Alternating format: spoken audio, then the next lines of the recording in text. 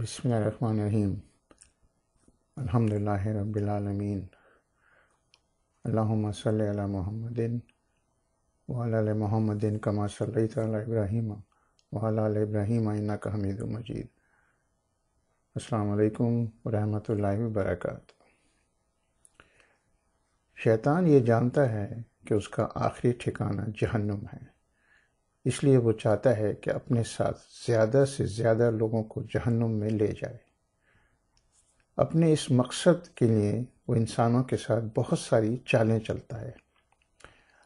آج میں آپ کو شیطان کی 6 اہم چالیں بتاتا ہوں۔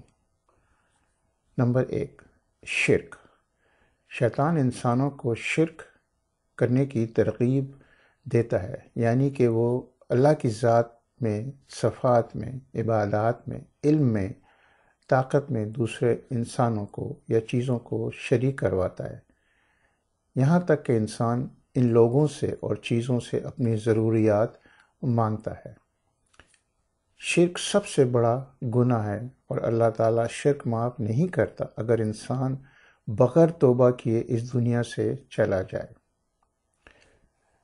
نمبر 2، ترک سنت، یعنی وہ مسلمانوں کو رسول اللہ صلی اللہ علیہ وسلم کی سنت یعنی ان کے عمل اور احکامات کو چھوڑنے کی ترغیب دیتا ہے، اور یہ وسوسے ڈالتا ہے کہ وہ ضروری نہیں ہے، یہاں تک کہ بعض مسلمان کسی بھی سنت کو ماننے سے انکار کرتے ہیں۔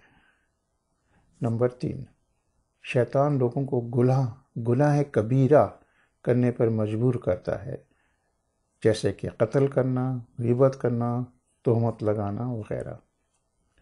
نمبر 4، شیطان لوگوں کو گناہ صغیرہ کرنے پر مجبور کرتا ہے، یعنی چھوٹے گناہ، اور وہ چھوٹے گناہ اتنے کرتے ہیں کہ وہ آہستہ آہستہ بڑے گناہ بن جاتے ہیں۔